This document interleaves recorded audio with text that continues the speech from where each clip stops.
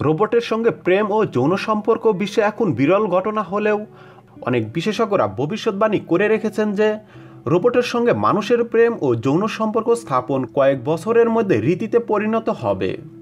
মানুষের আদলে রোবট তৈরি কোনো নতুন খবর নয়, তবে চীনে নারীর তুলনায় পুরুষের সংখ্যা বেশি হয়ে যাওয়ার কারণে তাদের গবেষকরা তৈরি করেছে কৃত্রিম বুদ্ধিমত্তা সম্পূর্ণ রোবট বধূ।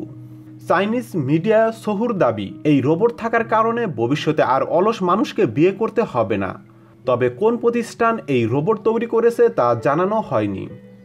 ওই রোবটের মুখ ও অভিব্যক্তি হবে সত্যিকারের নারীর মতো, তার ত্বকের তাপমাত্রাও হবে মানুষের মতো।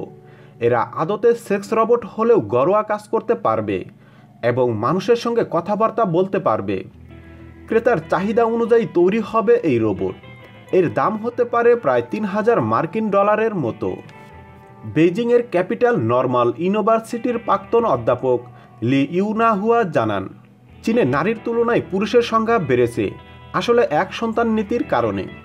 সে দেশে এখন প্রতি 100 নারীর জন্য রয়েছে 104.64 জন পুরুষ। এ কারণে অনেক পুরুষ বিয়ে করার জন্য কাউকে খুঁজে পাচ্ছে না। প্রায় 60 লাখ অবিবাহিত পুরুষের জন্য তৈরি হয়েছে bachelor problem. Chinese academy of social science জানায় 2020 সাল নাগাদ চীনে 24 মিলিয়ন সিঙ্গেল পুরুষ থাকবে যারা বিয়ে করার জন্য মেয়ে পাবে না। তাদের কথা মাথায় রেখেই ওই রোবট বধূ তৈরির সিদ্ধান্ত নেওয়া হয়েছে। তবে এই রোবট তৈরির পেছনে চীনা সরকারের অসাধু উদ্দেশ্য থাকতে পারে বলে কেউ কেউ মনে করেছেন।